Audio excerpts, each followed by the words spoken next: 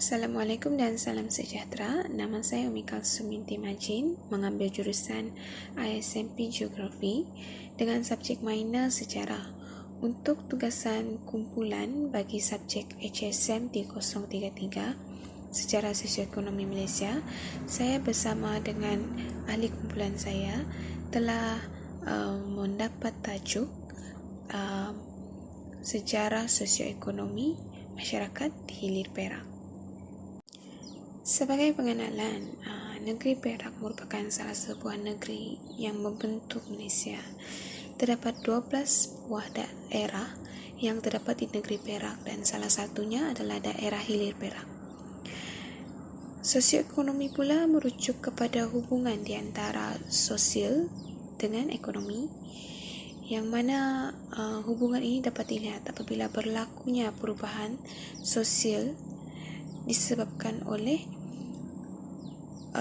ekonomi, yang mana sekiranya berlakunya perubahan ekonomi maka akan memberi impak juga terhadap sosial.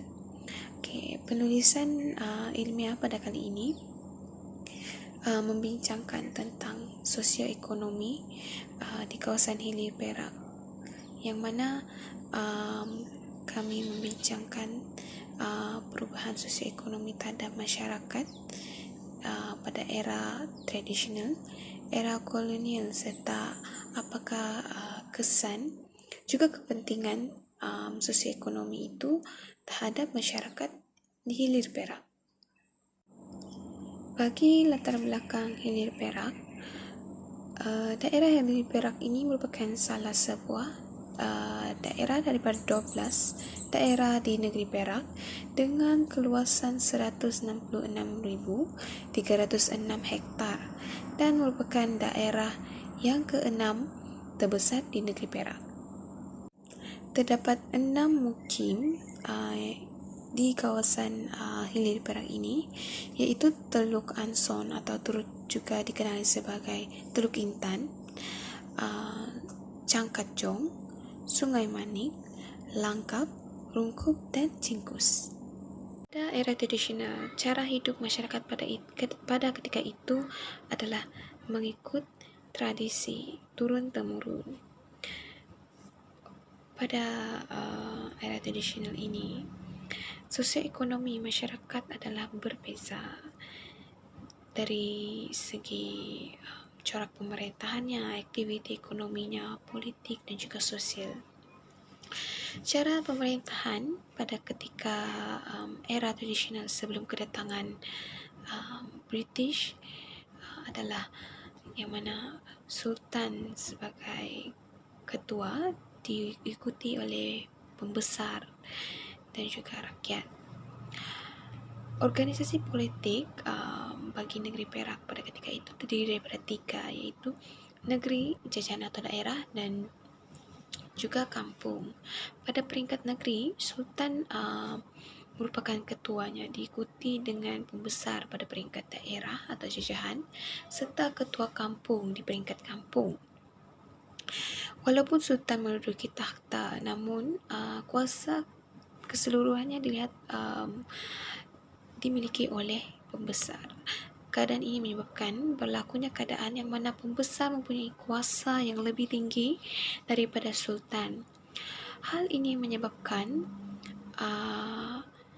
berlakunya persengketaan disebabkan oleh perebutan kuasa yang menyebabkan struktur politik tidak stabil, yang menyebabkan ekonomi di daerah Hilir Perak tidak teratur dan tidak dapat dikawal. Selain itu juga pada era tradisional, ekonomi secara diri dan juga sistem barter lebih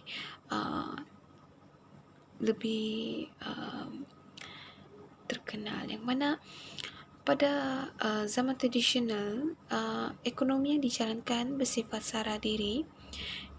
Sebagai contoh pertanian, yang mana pertanian itu dilakukan hanya untuk menyara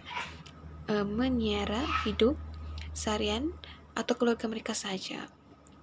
Sekiranya terdapat lebihan hasil, maka pertukaran barangan atau sistem barter dijalankan, sama ada pertukaran di antara beras dengan sayuran atau dengan makanan yang lain, yang mana pertukaran ini berlaku disebabkan oleh kehendak sebuah pihak itu dengan pihak yang lain. Selain itu juga, pada era tradisional, aktiviti pelambungan biji timah juga diadakan, yang mana keadaan ini yang menyebabkan Perak dikenali dengan sebagai Perak the State that Tin Built, yang mana pada ketika itu aktiviti pelambungan yang dijalankan adalah secara tradisi dengan kaedah mendulang tanpa adanya teknik atau peralatan moden. Walau bagaimanapun, masalah perebutan takhta kerajaan, persengketaan di antara pembesar, serta pergaduhan di antara kongsi gelap menyebabkan masalah mengambil masa yang lama untuk selesai dan menyebabkan aktiviti pelambungan ini tidak dapat diperkembangkan lagi. Selain itu juga, pada era tradisional, aktiviti penanaman padi turut dijalankan oleh masyarakat, sama ada masyarakat Melayu atau masyarakat Jawa yang menjalankan penanaman padi di Bagan Batu pada 1981 hingga 1892 ataupun penanaman padi yang dijalankan oleh masyarakat Cina di Batak Rabit pada 1892. Masyarakat Hilai Perak menjalankan aktiviti penanaman padi ini kerana hasil tanaman padi merupakan makanan utama penduduk di kawasan Hilai Perak. Selain itu, penanaman padi ini merupakan salah satu sumber ekonomi pada ketika itu, sumber ekonomi utama pada ketika itu. Penanaman padi ini menyebabkan bermulalah sektor pertanian dan peladangan di kawasan Hilir Perak. Pada era kolonialisme itu didefinisikan sebagai pembentukan sebuah negara kolonial oleh kuasa kolonialisme yang lebih kuat dari dalam bentuk penjajahan yang menguasai dan mengambil kesempatan terhadap sesebuah kerajaan yang lebih lemah. Penaklukan British di Perak pada tahun 1874 telah menandakan bermulanya era baharu, iaitu era kolonial British di negeri Perak pada ketika itu, yang mana pentadbiran kolonial British di daerah Hilir Perak bermula pada tahun 1874 sehingga 1957. Era kolonial, perubahan sosioekonomi di kawasan Hilir Perak ini dapat kita lihat apabila wujudnya kawasan pelabuhan. Kawasan pelabuhan di Hilir Perak ini tertumpu di kawasan Bandar Teluk Anson, yang mana perancangan adalah untuk menjadikan Teluk Anson sebagai sebuah bandar pelabuhan di Hilir Perak dan antara pelabuhan penting di negeri Perak. Kebanyakan kapal dagang yang berlabuh di pelabuhan Hilir Perak ini membawa bekalan makanan, biji timah, getah petroleum dan juga kopra. Pelabuhan di Hilir Perak ini berperanan sebagai tempat persinggahan daripada Strait Steamship Company yang memuatkan barangan kargo melibatkan 3 pelabuhan, iaitu Teluk Anson, Singapura dan juga Melaka. Pada tahun 1890, daripada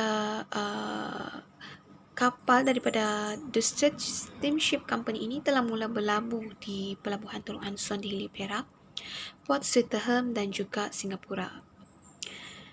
Fungsi pelabuhan ini selain menjadi khidmat kargo atau pengangkutan barang, ianya juga digunakan oleh orang ramai sebagai pengangkutan marin dan sebagai salah satu alternatif jaringan perhubungan. Selain itu juga, peladangan komersial turut diperkenalkan pada era kolonialisme, yang mana polisi pihak koloni British membawa kepada penubuhan pelbagai ladang tanaman komersial di Hilir Perak. Polisi kolonial ini bertepatan dengan pelaburan yang dilakukan oleh pelabur daripada barat yang membawa kepada pembangunan komoditi penting di Perak. Sektor peladangan yang memberi keuntungan secara tidak langsung kepada penduduk turut memberi sumber pendapatan kepada penduduk di kawasan ini Perak. Para penguasa ladang yang menerima bantuan kewangan daripada pihak pentadbir British sebagai modal untuk mereka mengusahakan tanaman komersial tersebut. Itu juga pada era kolonial wujudnya perladangan komersial menggantikan pertanian sara diri pada zaman tradisional, yang mana pada era kolonial daerah Hilir Perak lebih dikenali dengan kegiatan pertaniannya berbanding kegiatan perlombongan. Hal ini kerana polisi kolonial British membawa kepada penubuhan pelbagai tanaman komersial di Hilir Perak. Polisi kolonial ini bertepatan dengan pelaburan yang ingin dilakukan oleh pelabur dari barat yang membawa kepada pembangunan yang penting di Perak. Sektor peladangan yang diperkenalkan ini memberi keuntungan secara tidak langsung terhadap sumber pendapatan penduduk di Hilir Perak. Hal ini kerana pengusaha ladang juga menerima bantuan kewangan daripada pentadbir British sebagai modal untuk mereka mengusahakan tanaman komersial. Peladangan komersial pada zaman kolonial tidak bersifat monocultivation, yang mana ia tidak hanya tertumpu kepada satu jenis tanaman seperti era sebelumnya. Sebaliknya, pihak British membangunkan pelbagai jenis tanaman seperti penanaman tebu, getah, kelapa sawit dan juga koko. Dan perkembangan sosioekonomi ini dapat dilihat apabila wujudnya kemudahan laluan kereta api, yang mana tersedianya landasan laluan kereta api daripada Teluk Anson ke Tapah Road. Selain itu, hasil pelombongan juga dapat diekspor, yang mana hasil pelombongan biji timah daripada Teluk Anson dapat diekspor ke Lembah Kinta. Bukan itu sahaja, penduduk yang terlibat dengan perdagangan domestik dapat menggunakan kereta api ini bagi mengangkut barang dagangan mereka ke pelabuhan seperti daun nipah, atap, rotan dan sebagainya. Selain itu juga kesan sosioekonomi ini, perubahan sosioekonomi ini juga membawa kepada wujudnya kemudahan sistem telekomunikasi, yang mana kemajuan dalam sistem telekomunikasi ini telah membawa kepada wujudnya rangkaian komunikasi seperti telegraf. Telegraf ini merupakan alat komunikasi yang digunakan untuk menyampaikan maklumat daripada jarak jauh. Keadaan ini timbul apabila urusan yang biasanya menggunakan surat menjadi lebih mudah dan lebih cepat dengan penggunaan telegraf. Pada awalnya penggunaan telegraf ini hanya untuk urusan pentadbiran kolonial saja, namun setelah perkembangan ekonomi berlaku pada tahun 1884, rangkaian telegraf sudah mula diperluaskan dan memberi tumpuannya lebih kepada aktiviti ekonomi. Manakala kesan pada kemudahan infrastruktur pula kita dapat lihat apabila wujudnya pelabuhan Anson sebagai pelabuhan yang menyediakan keperluan untuk para pedagang tempatan maupun pedagang antarabangsa. Selain itu, wujudnya juga pembinaan dermaga, jeti dan juga gudang penyimpanan barangan ekspor dan import di kawasan pelabuhan. Penyediaan barangan-barangan ini adalah peralatan infrastruktur ini adalah untuk kemudahan para pedagang, dan juga ianya merupakan kesan yang memudahkan perniagaan untuk berlangsung di kawasan Hilir Perak. Okey, selain itu juga kesan perkembangan sosioekonomi ini adalah kewujudan sistem pengairan dan saliran. Sistem pengairan dan saliran ini dibina selepas kedatangannya kolonial British atau penjajah Inggeris ke kawasan Hilir Perak. Kedatangan Inggeris ini menyebabkan berlakunya perubahan terhadap kegiatan pertanian daripada pertanian tradisional kepada komersial.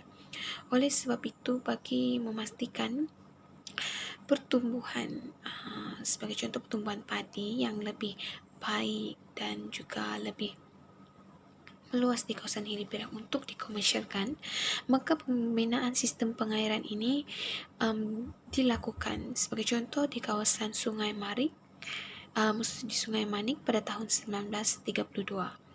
Dengan adanya sistem pengairan ini, maka penanaman yang dilakukan semakin bertambah dan juga hasil yang diterima juga meningkat. Okay. Bukan itu saja, kesan sosioekonomi ini juga menyebabkan wujudnya masyarakat majmuk. Seperti kita tahu, Malaysia memang terdiri dengan pelbagai dengan rakyat yang dari pelbagai kaum bangsa. Keadaan ini disebabkan oleh wujudnya kemasukan imigran-imigran dari luar ketika zaman kolonial. Sebagai contoh, kedatangan para pedagang dan juga buruh yang dibawa oleh British yang mewujudkan masyarakat yang pelbagai. Sebagai contoh, kedatangannya masyarakat dari suku Jawa, Banjar, Minangkabau, Aceh dan juga lain-lain. Okay, kepelbagaian suku kaum ini, masyarakat dari berbagai suku kaum ini menjalankan aktiviti ekonomi yang berlainan atau berbeza-beza. Sebagai contoh, peneroka Banjar dan Jawa mengusahakan penanaman padi, manakala masyarakat Cina pula menjalankan aktiviti perlombongan. Manakala wujud juga masyarakat India itu kemasukan ceti daripada India ke Tanah Melayu dan juga ke Perak atau dapat kita lihat juga wujudnya masyarakat ceti ini disebabkan oleh terdapatnya pembinaan kuil di kawasan Teluk Anson pada ketika itu. Kepentingan pembangunan sosioekonomi di kawasan Hilir Perak dapat kita lihat apabila bermulanya era baharu dalam pembangunan pertanian dan juga peladangan, khususnya di daerah Hilir Perak. Antara kepentingan pembangunan sosioekonomi di Hilir Perak adalah untuk memudahkan proses pengambil alihan dan juga pemilikan tanah oleh peladang, memudahkan perjalanan masyarakat dan sektor ekonomi hilir, membuka peluang pekerjaan kepada masyarakat, menyumbang kepada pembangunan ekonomi negeri dan juga membangunkan industri hiliran serta mewujudkan pendapatan baru. Untuk kepentingan memudahkan proses pengambil alihan dan pemilikan tanah oleh ladang adalah dengan tujuan pembukaan ladang tanaman komersial. Selain itu, pihak kolonial juga memberi insentif kepada peladang dengan memberi bantuan kewangan atau memberi tanah kepada pengusaha ladang yang menghadapi masalah kekurangan dana dalam menjalankan aktiviti tanaman komersial mereka. Selain itu juga kepentingan sosioekonomi ini juga adalah untuk memudahkan perjalanan masyarakat dan sektor ekonomi hilir Perak. Keadaan ini kita dapat lihat apabila pentadbir kolonial pada ketika itu membuka beberapa laluan jalan raya bagi menyediakan kemudahan jalan perhubungan. Kerja-kerja penambahbaikan sistem pengairan juga dilaksanakan di daerah hilir Perak yang terdedah kepada risiko menghadapi bencana. Sebagai contoh, kemudahan prasarana yang ditingkatkan bagi memantapkan pengurusan perladangan kelapa. Okay, selain itu, kerja-kerja yang dijalankan juga adalah seperti pembinaan jeti yang dibina berdekatan dengan Bagan Datoh Estate, yang mana jeti ini dibina untuk memudahkan urusan kapal luap untuk singgah di kawasan perairan Bagan Datoh dan berlabuh di jeti tersebut bagi urusan pengambilan kelapa. Okay. Selain itu, kepentingan sosioekonomi ini juga adalah untuk membangunkan kawasan hilir Perak dengan memberi peluang pekerjaan kepada masyarakat di sekitarnya. Bukan itu sahaja, peladang-peladang tempatan juga yang bekerja di kawasan hilir Perak diberi peluang untuk bekerja bagi menampung permintaan yang tinggi daripada pelbagai industri. Sebagai contoh, permintaan kelapa sawit, yang mana kelapa sawit ni mempunyai nilai komersial yang tinggi dan memberi hasil pulangan yang tinggi di Perak umumnya. Selain itu juga, kepentingan sosioekonomi ini juga menyumbang kepada pembangunan ekonomi negeri Perak, yang mana galakan pelabur menyebabkan wujudnya beberapa perladangan komersial yang dimiliki oleh peladang dari negara barat di hilir Perak. Selain itu, kepentingan sosioekonomi juga adalah mewujudkan industri hiliran, yang mana industri ini membantu membangunkan industri-industri lain yang memerlukan. Sebagai contoh, peladangan getah telah menyumbang kepada kemajuan sektor pembuatan tayar yang boleh dieksport ke luar negara, sekaligus menambah pendapatan ekonomi kepada tanah Melayu pada ketika itu. Dan kepentingan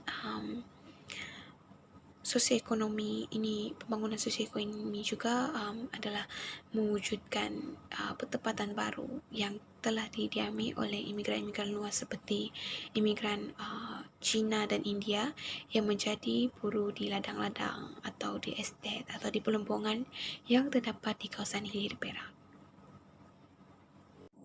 Kesimpulannya, kegiatan ekonomi di kawasan hilir Perak mengalami dua fasa, iaitu era tradisional dan juga era kolonial. Era tradisional lebih kepada penguasaan sultan atau pembesar terhadap kegiatan ekonomi, manakala pada era kolonial pula lebih kepada penguasaan kuasa penjajah atau kolonial Inggeris terhadap ekonomi di kawasan hilir Perak. Secara keseluruhannya, perubahan ekonomi daripada tradisional kepada komersial telah membawa kepada perubahan sosial ekonomi di kawasan hilir Perak, yang mana penduduk juga dilihat terkesan dengan perubahan-perubahan yang berlaku disebabkan pengenalan ekonomi baru.